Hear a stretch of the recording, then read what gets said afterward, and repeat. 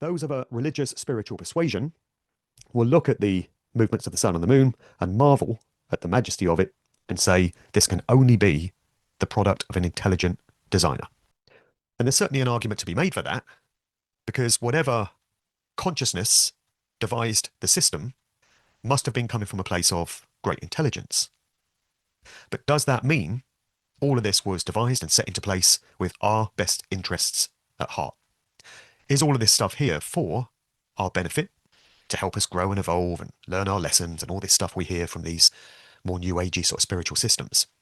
Or are the sun and moon and everything else in place to govern the passage of time so that we age, and to facilitate all the different states that humans go through and other living sentient beings as well, connected with the process of aging? So time is a concept, and without time, we would not age. Without time, there would therefore be no death and no decay, and the suffering and the hardship that comes with it wouldn't be there either. So clearly, whatever force decided on this realm being constructed the way it is, wanted all of that. It wanted the aging process, it wanted time to be facilitated, and all these systems were set into place to facilitate the passage of time. It's pretty clear that we, Earth, this experimental petri dish in which we find ourselves, are at the center of all of that.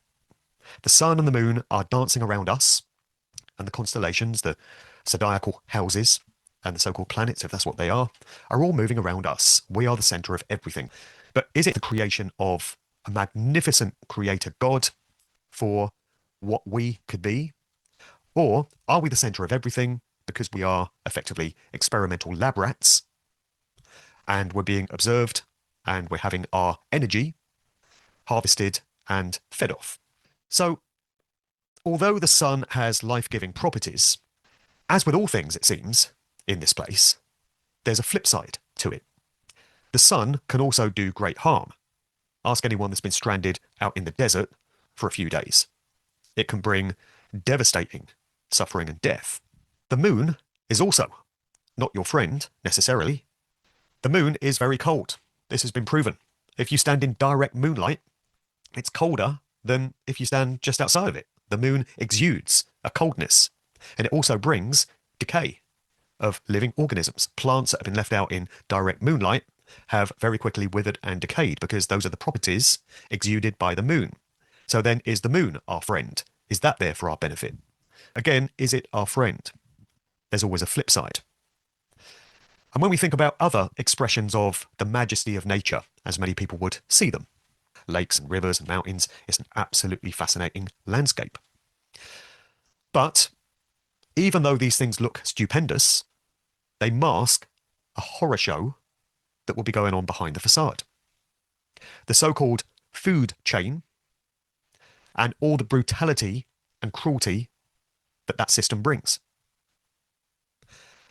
It could have been devised any number of other ways, which precluded the need for living sentient beings to hunt down, terrify, brutalize, and murder each other on a scale of billions every single day, just in order for them to survive another day.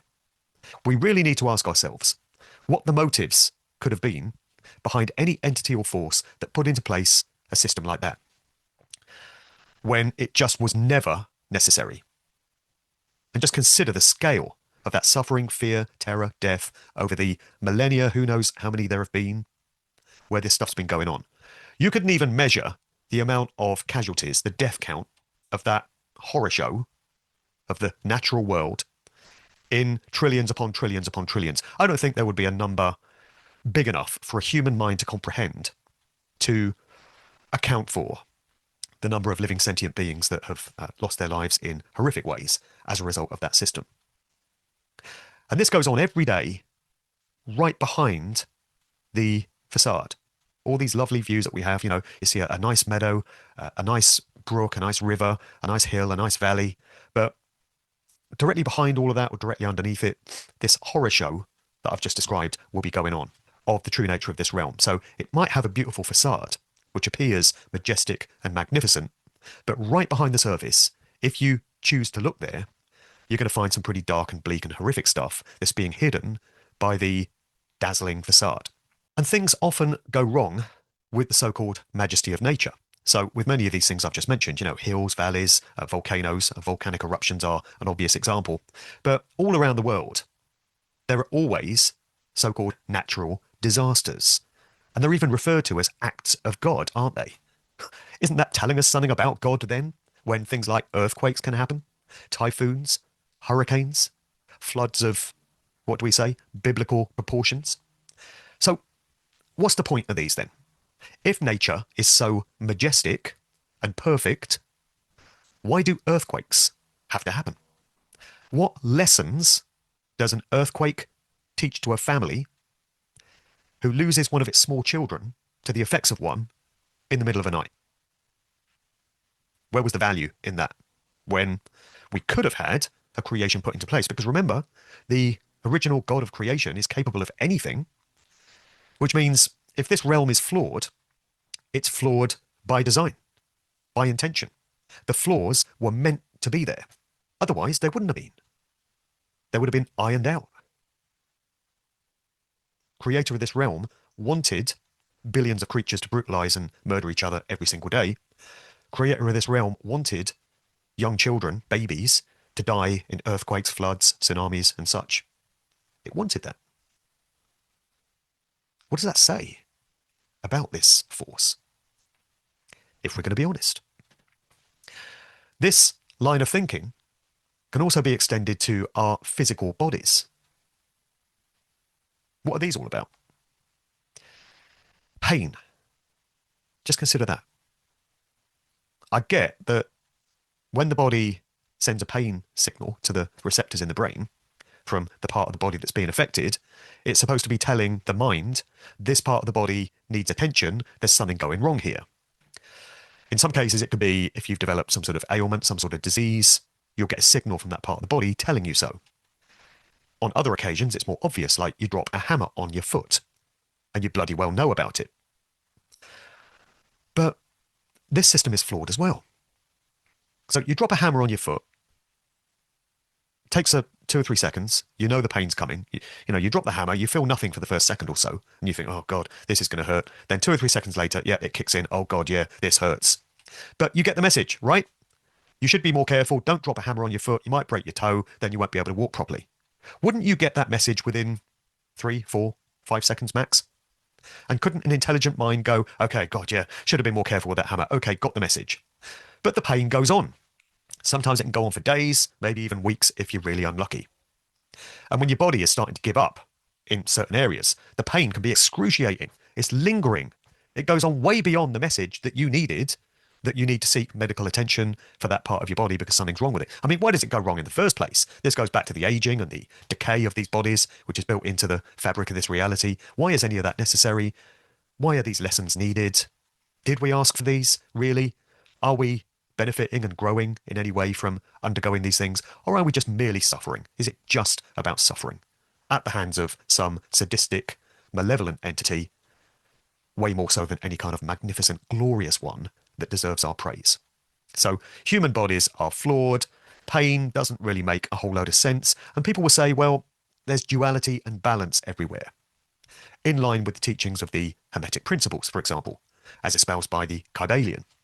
And I've looked at these and they made sense to me for many years. But if we really think about it, is there direct balance in nature?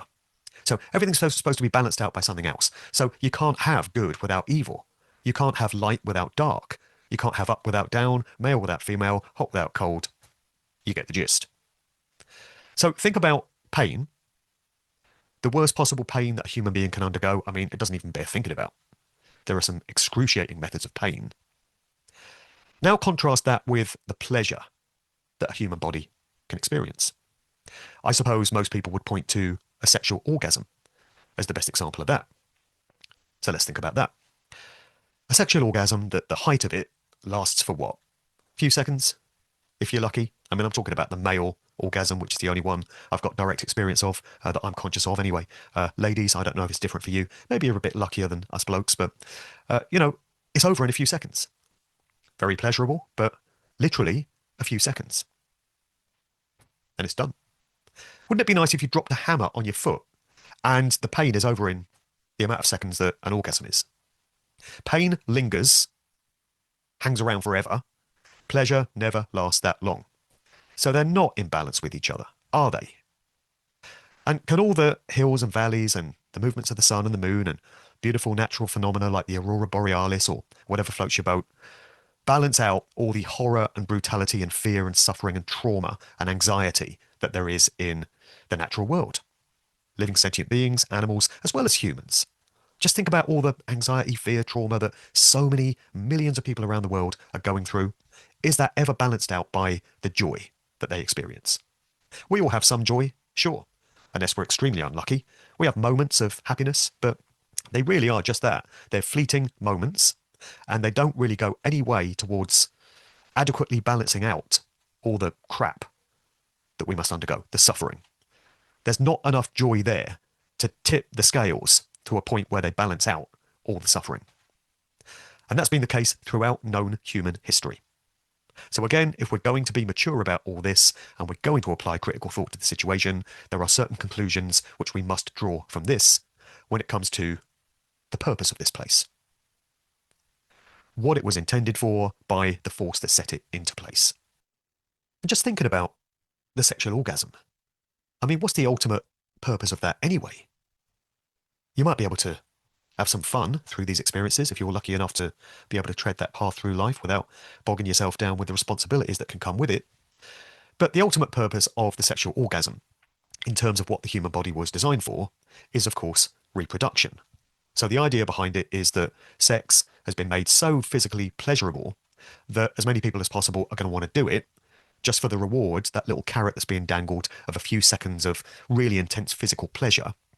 That has been designed to be enough to motivate people to want to engage in these behaviors, with it in mind that it's going to lead to the creation of many, many new lives, so that new units of consciousness can be born into new physical bodies and therefore undergo new life experiences, with all the suffering and the hardship that they involve. And what do they ultimately all end in? Decay, degradation, and death. So even the prize of the enjoyment of a sexual orgasm is ultimately designed to lead to the same thing, which is more suffering, decay, and death. I know this is morbid stuff. I find myself thinking that as I speak it. But I didn't make it this way, nor would I ever have chosen to make it this way. This is the point. I'm not trying to claim that I'm God in any way, but even with my limited mental capacity, I can imagine a scenario which I might create if I were the supreme creator of everything, whereby death and degradation and decay wouldn't be necessary. So you wouldn't need a sky clock to govern the passage of time, because none of it would be necessary, because the ultimate aim of this creation would not be so that everything dies and then presumably has to be reborn in these cycles that just go on, never ending. I would never have devised a physical reality in which living sentient beings, which feel emotion, they feel pain, they have to go through these experiences whereby they have to kill each other just to survive. Why would I? Why would anyone devise that? Why would anyone want that? None of it's necessary, and it never was. And it tells us so much about where we are and what created it. I wish it was some other way. You think I want to be making these videos? You think I want to be talking about this stuff? I'd like to be enjoying my life. I'd like to be having fun. And I have to battle to still find ways of achieving that, as I'm sure many of us do. And that's another point. We can often find ourselves entrained and conditioned towards feeling guilty for enjoying ourselves. Because ways to enjoy yourself, genuinely have fun, seem to be pretty few and far between in these times, because there's a lot of pressure and stress on everyone. There's a lot of anxiety in terms of stuff that's going on in the world if we choose to pay attention to it. And it can get very difficult to switch off and just genuinely enjoy yourself and just park your troubled mind for a while. But we mustn't feel guilty. We mustn't allow ourselves to be gaslit into feeling that we're somehow a bad person if we're having fun when other people are suffering. Keep in mind that it's not our fault other people are suffering. That's not to say that we should turn a blind eye to it. It's not to say that we should be selfish and just not care. We should help and support others when we can. But we must bear in mind that we ourselves did not create a situation whereby these people must be suffering. And so because their suffering wasn't directly caused by us, we should not feel guilty for enjoying ourselves if we can find ways to achieve that. And with many people, it is an if, because it's not a given that you're going to be able to enjoy yourself. It's very difficult to enjoy yourself, I feel, in 2025. Things are changing, things are shifting. Whatever these lives are, whatever this realm is, it's not the same as it used to be. And I think that will probably be the theme of the next video, because I really want to take that idea some places. So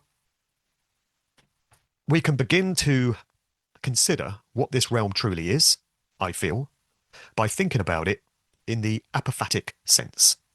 So this is something Mark Passio has talked about a lot on whatonearthishappening.com. He talks about the apophatic method of describing something by eliminating what it is not. So you explain it by describing what it isn't, and when you've stripped all that away, you see what's left, and you start from there. So if we apply that method to this realm and all the things that I've been talking about, are we to conclude that it's the creation of a loving, wondrous, majestic, glorious, all-powerful God, deserving of our praise, because he or it cares about us so much, loves us so much, created this place for our benefit, for our growth, for our good?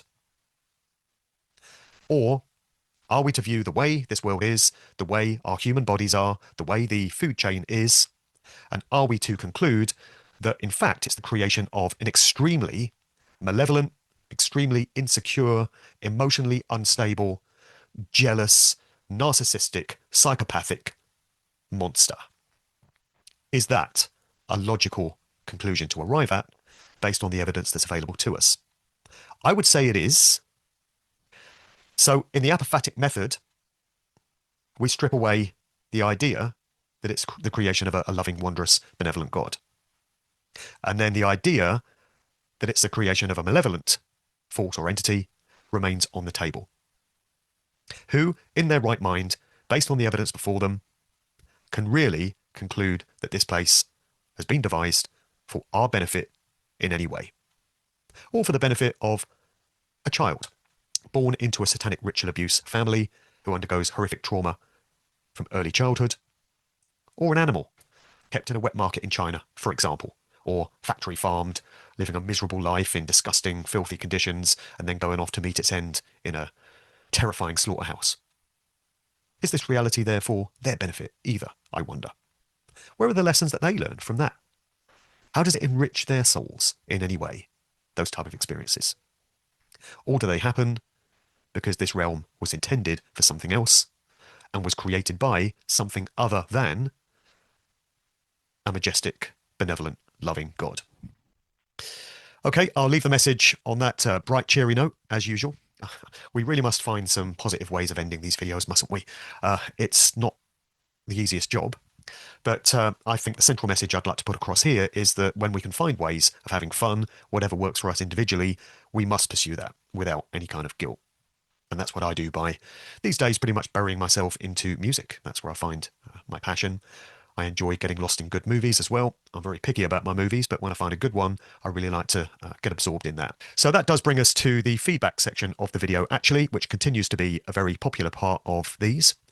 I get a lot of correspondence in terms of messages left below the videos on the various platforms, and also direct emails. If you want to leave some feedback to this video, you can do it in the chat thread on the video platform below, or you can drop me a direct email to markdevlin2022@protonmail.com. That address will be in the description box below. So on to the feedback then, and this is a sort of ragtag selection, as usual, of comments that people have made. First one then, a rhetorical question. We are told that in the afterlife, spirit, heaven, nirvana, or whatever name you give to it, there is no death, no suffering, no disease, no war, no famine, no pain, no abuse, no torture, no afflictions of the physical body due to age or infirmity whatsoever. So my question is, why must we come into this realm and suffer these alien conditions? Conditions which form no part whatsoever of the realm, so we are told, that is our real home. What the hell is the point? Why can we just not be left alone to exist in a state of bliss? I suppose a good analogy there would be you're in a five-star hotel, you're loving it, you're dining on the finest banquet every evening, you've got golf courses and a beautiful beach outside and wonderful spa facilities, and you're having a great time with wonderful people, the finest drink, the finest food, and you say to yourself, I'd like to leave this place and go and stay in a filthy, brutal, horrific, squalid prison in some stinking shithole hell corner of the world somewhere, just to see what it's like. Be a right old laugh, wouldn't it? I'd like to do that. So that's what I'm going to do. See you later, folks. I think that analogy helps to put that one into perspective. And my reply to this person on the platform was exactly, not to sound too nihilistic, but what actually is the point of anything? Why does there have to be anything? Is nothingness really so bad? At least nothingness precludes all the suffering, pain, and torment that goes on in this place. I've thought to myself for a while, and many people will find this a nihilistic viewpoint, but once I'm done with this life, I quite like the idea of slipping into nothingness, into a complete void, just ceasing to exist in any form whatsoever. People find that horrific, but why? Like I say, at least then there's no capacity for any kind of fear, pain, suffering anymore, because there's nothing. Yeah, there's no joy or happiness either, but what's so wrong with just ceasing to exist? Why does anything have to exist? Why is there anything? Why are we here? Why is this place here? Why is there anything at all? How many people have ever asked that question in their lives? Next comment, New Age gaslighting sadly extends to the subject of grief, loss, and bereavement. I found little comfort in religion, but none in the New Cage movement. As I was told, my deceased loved one and I planned this before we came here. Truly revolting shite it is. No victims, you asked for it. Yeah, right. Coldly cruel, and also great for absolving personal responsibility to help others, isn't it? And this person says, would love to hear you interview some of the more popular New Cagers so they can be challenged or debunked on the crap they're spewing. Now, I've heard enough of that from them to not want to have them on this channel to spew any more of it, thanks. But I do take the point that is being made there. Somebody else has written, I was part of the New Age movement for many years as I became a Reiki healer 20 years ago. Over the years, I questioned the lessons and karma, and it didn't make sense. I use frequency to remove negative entities or energies from people, and I realized that the chakra system was set up to attract these energies into our bodies. I've since had mine removed, and the difference is astounding. I'm still surrounded by people totally on board with the New Age concepts, and I feel myself detaching more and more from the community I built over many years, just like I removed myself from many long-term friendships during COVID. It seems the split is true, and you either see the truth or you stay in your 3D manipulated ideologies. I'm definitely not coming back here to this hellhole. I know my way out now, thank goodness. So the idea of having your chakras removed on the grounds that they provide a portal for certain entities to attach themselves to you is obviously a controversial one. And it's not a subject area I've looked into myself to any great scientific degree, so I don't want to offer any personal perspective on it. It's one that I need to investigate more myself. Doubtless people out there will have their own viewpoints on whether there's validity to that idea or not. So somebody else writes, and there does seem to be a trend emerging here, New Age is total bullshit. I too followed it. Visualization. If it worked, everyone who used it would have everything they wished for. And if psychics were genuine, they'd be millionaires, as they would know all the lottery numbers. I stand on Team Good, and I wish I could remove some of these so-called elites before I expire, as God ain't doing shit about it. And yes, I'm Christian, barely. My reply to that was, yes, God is an absentee landlord, and we've been left to sort shit out here all on our own without any kind of a guidebook. And that's correct about visualization. So a child dying of cancer visualized that, did they? And if they visualized a cure, it would have come. Don't people think that everyone suffering from cancer would have visualized themselves being cured from it? And yet the rates of people dying go up every year and not down. So, doesn't seem to be working too well, that one, does it? Somebody has written, My synchronicities. I always get the last one of something I need at a store, any store. I grab a random pile of something and it's the exact quantity I need. So a pile of clothes hangers, paper clips, spoons, etc. I refill a soap dispenser that has a small amount left, and the amount left in the refill bottle is the exact amount I need. The list goes on. There are many. I will also think about something I need to know, such as, can I bring cupcakes to my daughter's school? And the next time I drop her off, there are cupcakes sitting in the office for a birthday. So my question was answered. I'm not really sure what to think of these. They're all creepy and convenient. Well, for me, this is coding. Again, synchronicities can be explained by the mathematical computer-style coding of this reality at its base core before it plays out into apparent physical reality. I posed a question a few videos back. Why do bad things happen to good people? Somebody's written in with a short answer. It is that people have had their aura or energy drained using direct contact by people who have joined the club or taken the offer, which is a very literal process, so to speak. Imagine the old Ready Brek man. People of my age might remember a TV ad for Ready Brek cereal that used to be on, and there was a guy that walked around, he'd had his Ready Brek in the morning, it's a cold winter's morning, and it created this warm glow around him, an aura. And he was the Ready Brek man. So this is a good metaphor of people who have an aura and people who don't.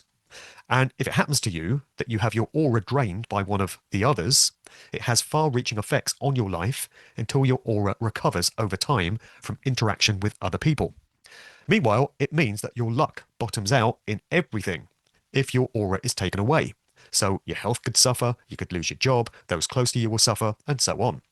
Those people that do the draining are around us a lot more than you would think. Yes, there are undertones of they live, but it's not really like that. They're just people who, when given an offer to have an easy life and an advantage over those around them, said yes, and didn't think about the price they would have to pay for it or ask what it says in the small print.